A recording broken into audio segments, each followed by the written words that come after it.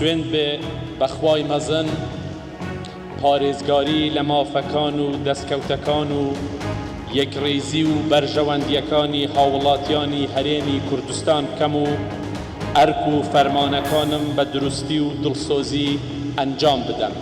خوای گەورە پشتیوان بێت. سپاس.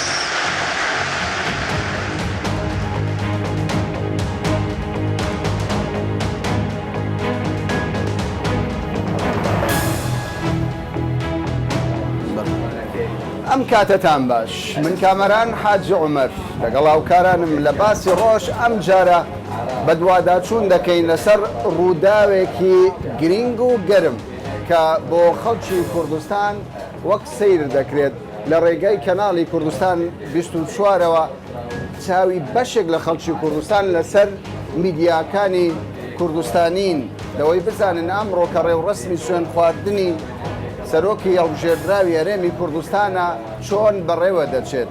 ئێمە دەمانەوێت بزانین لەم بەدواداچوونەدا داخوازی و داواکاری و ئومێدی خەڵک بۆ داهاتوو بەڕێوەبردننی هەرێمی کوردستان لە ماوەی 4 ساڵی داهاتوودا چییە؟ دەمانەوێت بزانین داخوازی و داواکاری پێکاتەکانی نێو هەرێمی کوردستان سەبارەت بە ئێستا و ئایندەی هەرێمی کوردستان چۆن؟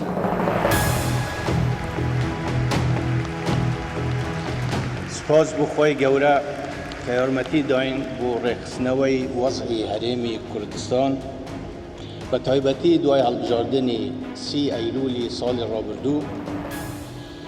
سپاس بۆ گەلی کوردستان بۆ خۆڕاگریان بەرامبەر بە زۆر لە تەحەدیات و پیلانی جۆرا و جۆر وەسڵاو بۆ گیانی پاکی شەهیدان.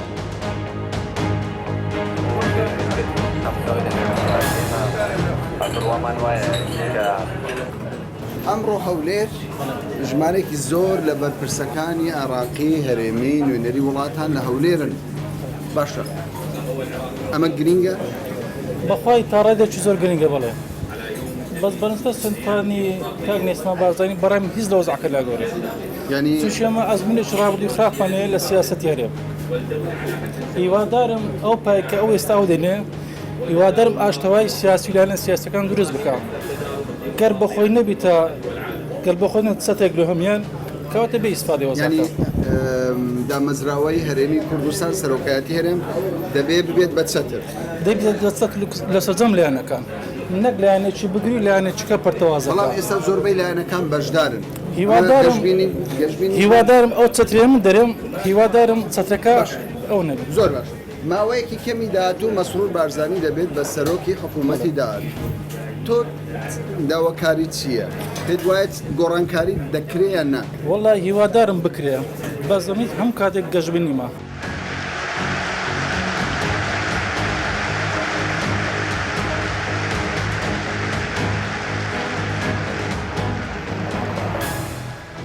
خەڵکی هەولێرێ؟ بەڵێ. باشە. گەشتبینی بۆ داهاتوو؟ دەبی زۆر باش دەبی. باش دەبی. متمانەت بە سەرۆکی حکوومەت هەیە لە داهاتوودا زۆر باش دەبی. بەس بە کاکە نەزیربان بەڕێی کاک مەسعودی بڕوە نەفسی مەناز بڕوە. زۆر باش. زۆر پێش دەکەوین. زۆر سوپاس. ئینشاءالله ساڵی 2021 دەبنە حکوومەت عەرەبیشمان هەبی لە ئومەم متحیدەی. یعنی بە دەوڵەت ئەمن وا دەبینم. ساڵی 2021 دەبینێ دەوڵەت ئەم لە خۆ نازانم بە پێشم دێت. گەشتبینی خۆتە یعنی پێشبینی خۆت. نازم خوادن لێم دەنێری استقلال شۆ دەگرین ئازادی دەگرین عەلەمی شۆ دەبی لە ئومەم متحیدەی.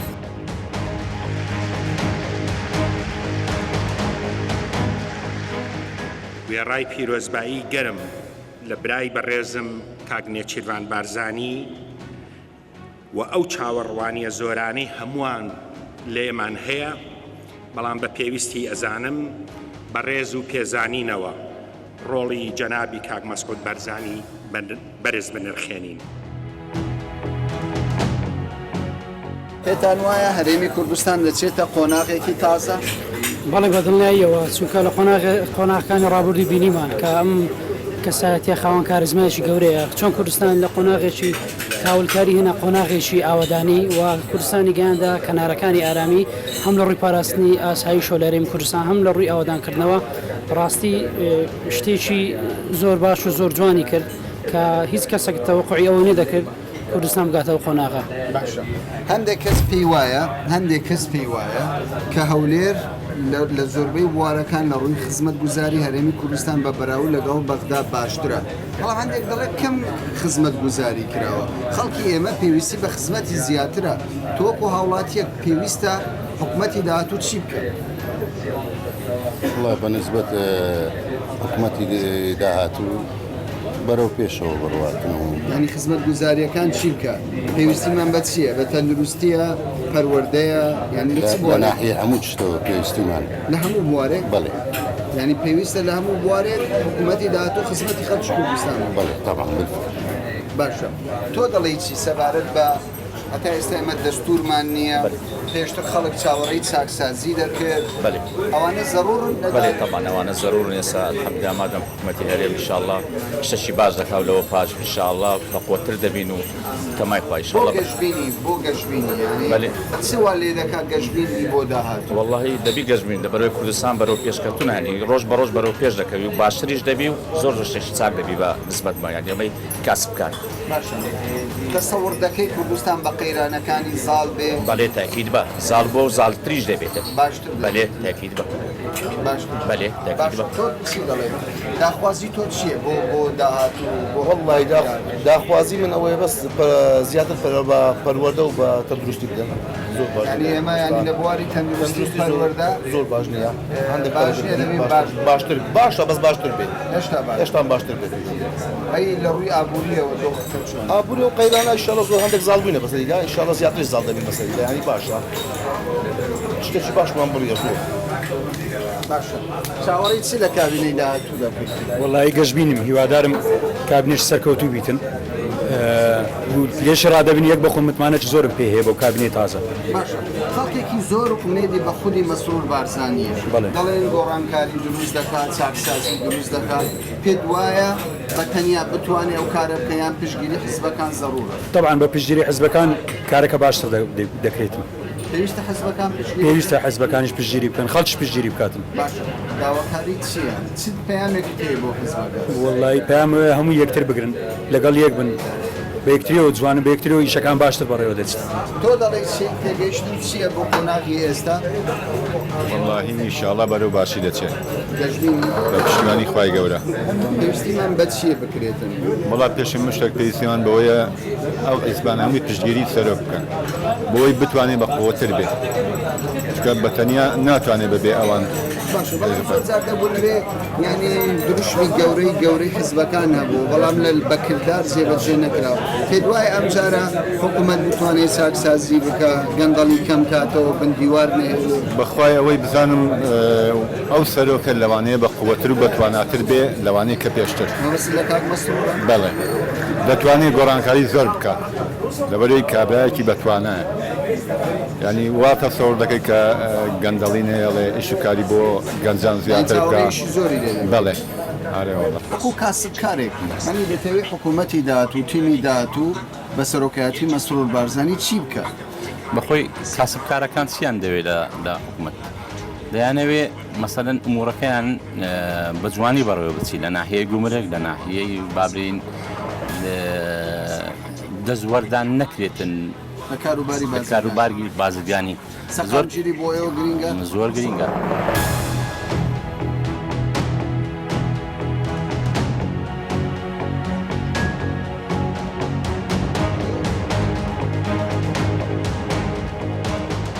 ئێوە وەکو نوێنەری زەردەشتیەکان چ چاوەڕوانیەکتان لە ئیدارەی تازە هەرێمی کوردستانێ؟ بەرنامەی تازەیان پێبێت یعنی بێن خۆیان بچنە ناو خەڵکەکان تێکەڵ بە خەڵکەکان بن و ئەمەلیشمان هەیە ئێمە وەکو زەردەشتیەکان کە ئەم حکوومەتە تازەیە ئیشی باشترەکات و زیاتر لەگەڵ خەڵکەکەیە هاودەنگە بێت و دیسانەوە پیرۆزبایی لەگەڵەکەمان. زۆر باشە پێت وایە هەرێمی کوردستان پێویستی بە چییە؟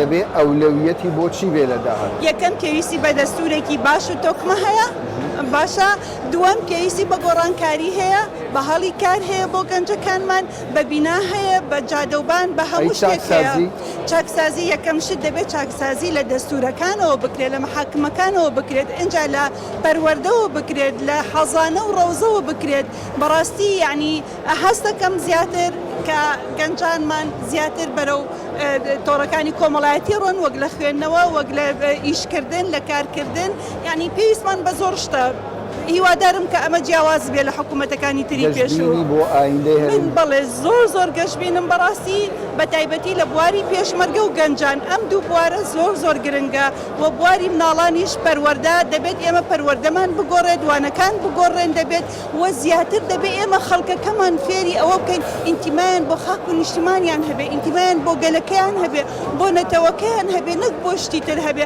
من لەو بڕوایم کە ئەم حکوومەتە تەنها حکوومەتی پارتی نابێت حکوومەتی هەموو گەلی کوردستانە بێت و من لەو بڕوایم کە چاکسازیەکی زۆر باشەکرێت لە بناغەوە چاکسازی دەست پێکات و هیوادارم کە ئەم دوو سەرۆکە گەنجە تازە بێنە ناو خەڵکەکان هیوادارم کە ئاوڕێک لە خەڵک بنەوە هەر هەفتەیە و لە دائیرەیەک دەوام بکەن هەر مانگە و لە وەزارەتێک زوو بچنە ناو خەڵکەکان من تەنها ئەو داواکاریم هەیە و هیواداریشم هەندێک چاکسازی تر بکەن هەندێک قوانینی تر دانن و هەروەها هیوادارم بەڕێوەبەرایەتی دانن بەڕێوەبەرایەتێک بۆ ئاژەڵ دۆستی بۆ ژینگە دۆستی من بەڕاستی وەکو خۆم زۆر گەشتبینم لێیان وەکو خۆم کە من خۆم سەر بە هیچ حزبێک نیم بەڵام زۆر پێم خۆشە بە پڕ بەدڵ پیرۆزبایی لە گەلی کوردستانەکەم بە بۆنەی ئەم گۆڕانکاریان و ئەم یاسا تازانەی کە دێت وە دەبێ ئیتر ئێمە لە مۆلات تەنها ڕاست بیر لە ملەتەکەمان و وڵاتەکەمان بکەینەوە.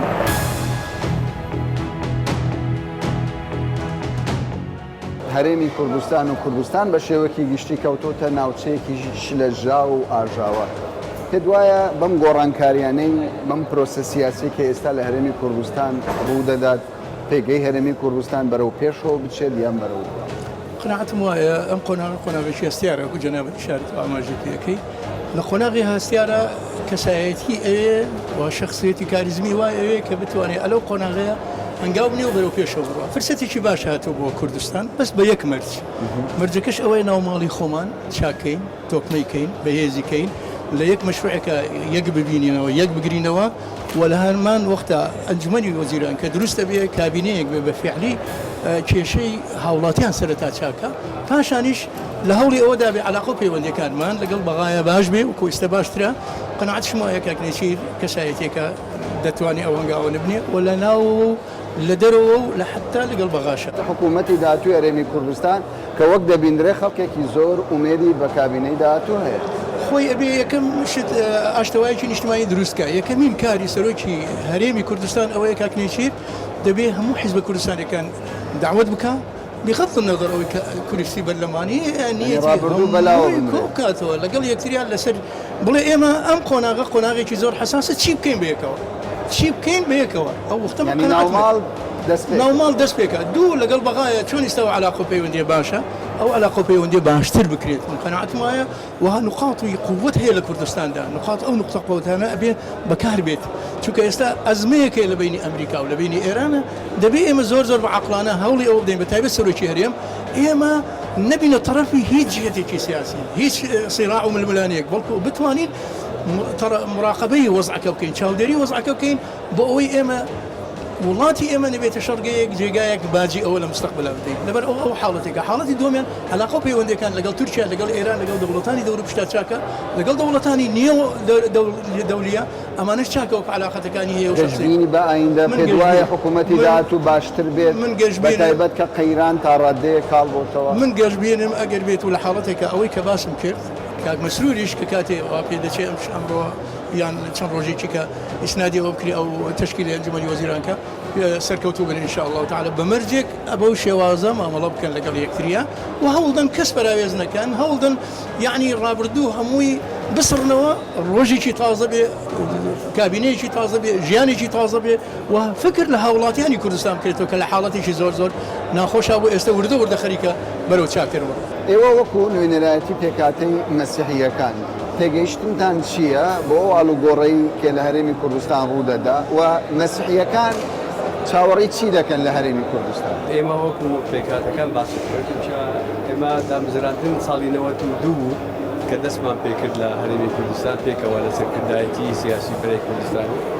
تەمەنا دەکەین کە کچێباش ڕۆڵێکی تایبەتی هەبێ هەنگاوێکی تر باشتر بەرەو باشتر بڕۆتە پێش کە مەحەرەجێ ئەو کێشانەکە مابن چ لە کێشەی زەویزار چ لە شەراکەت لە هەرێمی کوردستان بینی توانێت بڵێم ملەتی ئێمە وەکو کەتان سریانە ژووری لە هەرێمی کوردستان و بینی برادرانی ترکە ئەکسەریەتن باشە دەتەوێت ینی پارێزەری مافی پێکاتە باشە کابینەی داهاتووی حکوومەتی هەرێمی کوردستان بە سەرۆکایەتی مەسرور بارزانی پێک دەێنرێت تێگەیشتنتان چییە چاوتان لە پۆستی دیاریکراوە وەکو پێکاتی مەسی باشم کرد ئێمەش شەراکەتمان دەبێ پارێزرابێ ئێمەش شەریک بین لەو کابینەی تازای بێتەوە تا ئیستا جارێ دەست پێ نەکردیە برای بە ڕێز کاک مەسرور بەڵام تەوەقع دەکەن ئێمەش بەشدار بین لەگەڵ برادران ئێوە وەکو سەرۆکی کوتلەی ڕافیدەین هەم وەکو پەرلەمانتاری عێراقی پێگەی ئێستای هەرێمی کوردستان چۆن دەبین؟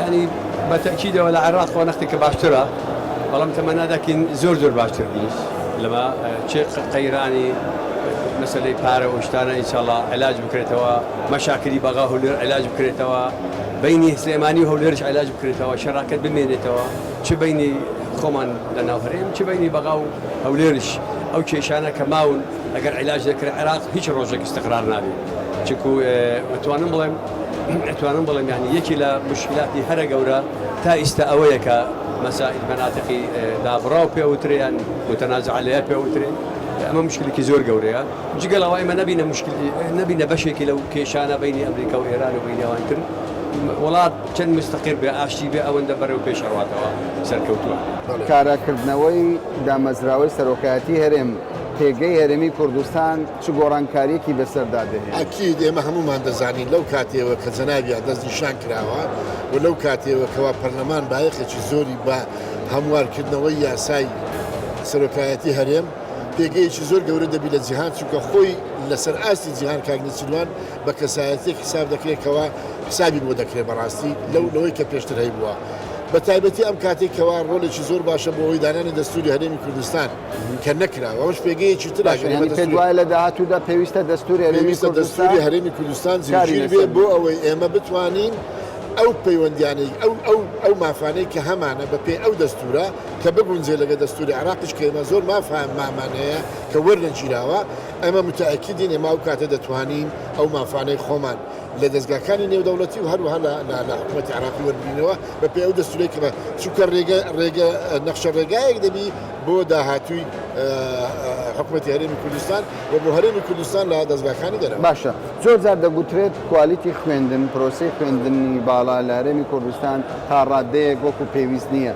پێویستە حکوومەتی داهاتوو چی بکات بۆ ئەوەی من لەوانەیە بە حکمی شەکەم لەوانێ من لەگەر ئەوە نیمە کەوایمە وەکو پێویست نییە بەڵام ئەگەر تۆ من مقارنە بکەی بە زانکۆکانی بەریتانی و ئەمریکی من دەڵێم نەخێر من وانیمە چونکە ئەوەی کە ڕەقساوە بۆ ئەوان بۆ ئێمە نەڕەقساوە بەڵام من پێویستیتان بە چییە؟ پێویستیمان بەوەیە کەوا زیاتر بایەق بدرێت بودجێ پەروەردە خوێنی باڵا بودجەیەکی تر بێتن کەوا جەختی لەسەر بکرێت کەوا ئەو بودجەیە بێ شایستە بێ بەوەی کەوا بڕەخسێ بۆی لەبەرەوەی کەسایەتی ئێمە کەسایەتی کوردەکانی ئێمە لە کەسایەتی خەڵک کەمتر نییە ئێمە ڕۆژانە لە کۆنفرانسەکانی لە شوێنەکانین و ئاستی زانکۆکانی هەرێمی کوردستان ئێستا بەرز بۆت باشە گەشتبینی بە داهاتووی هەرێمی کوردستان من نەگەشتبینم بەڵکو هەروە دەزانم ڕۆژێکی نوێیە بۆ ملەتەکەمان کە کاگنی سیروان بارزانی ئەو پۆستە وەردەگرێتین بۆی بتوانانی زیاتر بە سەرۆکی حکوومەتی هەرێمی داهاتوو سەرۆکی حکوومەتی هەرێمی داهاتوو من متەئەکیدم ئێمە لەو ساڵانە ڕابردوو چیماوە خۆ ئەویش دوور نەبوو لە حکوومەت بۆ ئێمە ئەو شتانەی ئەنجامانداوە لە هەرێمی کوردستان ئەو وەکو سەرۆکی دەستگایەک ئەمنیەتی ئەو وای لە ئێمە پێ بە کەیفی خۆمان لێرە ئەو شتانە ئەو هەموو کۆنفرانسە ئەو هەموو کۆبوونەوەیە ئەو هەموو شتە لە سەراستی هەرێمی کوردستان ئەنجامدرا بۆ کەسانی دەرەوە تەڕم بەڕێزیان باش نزیکە باش دەزانێ نزیکە لە ئێمە کەوا پێویستە هەرێمی کوردستان من لەوە زۆر گەشتبینم زۆر جار باس لەوە دەکرێت کە پێویستە هەولێر و بەغدا هەردوو حکوومەت ڕێککەوتنێکی تازە ئیمزا بکەن ناڵێن ئەرچی هەرێمی کوردستان بەرامبەر بە بەغداد دەبێت بڵێن ئەرچی حکوومەتی ئیتیحاد و ئەرچی هەرێمی کوردستانیش چونکەوای التیزامی متبادلە لە نێوان هەردوولادا لە نێوان حکوومەتی هەرێم و لە نێوان حکوومەتی ئیتیحاددا کۆمەڵێک کێشەوانەیە کێشەی هەڵپەسێدراو لە نێوان حکوومەتی کوردستان هەتا ئێستا لەگەر بەغداد چارەسەر نەکراوە پێویستە لە قۆناغی داهاتوو دوای سوێن خواردنی سەرۆکی هەرێم و دەست بەکاربوونەوەی ئەو دامەزراوە گرنگە و پێکەنانی کابینەی نوێ لەلایەن بەڕێز کاک مەسرور بارزانی دەبێت بە دڵنیاییەوە قۆناغەکی نوێ و دانوستانی نوێ دەست پێ بکات لە نێوان هەردوولادا لەوەی بگەنە چارەسەر لە بۆ ئەو کێشە هەڵپەسێراوانەی کە هەیە تایبەت بە مادەی 140 تایبەت بە کێشەین نەوت تایبەت بە پرسی پێشمەرگە و کۆمەڵێک کێشەی دیکە هەیە لە نێوان بەغدا و هەرێم پێویستی بە چارەسەرکردنێکی بنبڕ یەکجاری ینی ئەوەی کە هەیە ئەوەی کە ئێستامە لە حکوومەتی اتحاد لەگەر هەرێمی کوردستان ئەو ڕێکوتنەی کە هەیە لە زمانی موازنەی ساڵی 2019 بوو دەتوانین بڵێن ڕێکوتنەکان لە بۆ ساڵێک من لە ڕووی مستحقاتی مالیەوە بەڵام ئێمە پێویستمان بەوەیە ڕێکوتنێکی دوور درێژخایانمان هەبیت لە ئەوەی ساڵانە تووشی و گرفتە نەبین لەگەر بەغدا. باشە خەڵکێکی زۆر ئومێدی بە خودی مەسرور بارزانیە لە ئیدارەدانی هەرێمی کوردستان و خەڵکی کوردش تا ڕادەیەک ڕازیە لە ئیدارەی کابینەکەی عادل عەبدولمادی.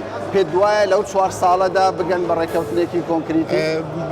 تەسەوڕم وایە لەبەرەوەی پێشترەمە جەنابی کاک مەسرور پێشتر لە دوور نەبووە لە وەسەتەکە پێشتر لە شوێنی زۆر حساس و گرنگ بووە کە بە سەرکەوتوی کارەکانی خۆی تەواو کردێتەوەی خەڵکی کوردستان ینی چاوەڕێی ئومێدی ئەوەی هەیە کەوا بتوانانی کابینەکەش بە شێوەیەکی زۆر سەرکەوتوانە جێبەجێ بکاتن و دیبلۆماسیەتی جەنابیشیان ئەکید زامنی ئەوە دەبێتن کە لەگەر بەغدا ڕێکەوتن هەبی بەتایبەت لەگەڵ ئەو حکوومەتی ئێستای عادل عەبدولمادی کە هەتا حدێک لەگەر حکوومەتەکانی دیکە دەتوانانی برم تەفاهمترە لەگەر کورد.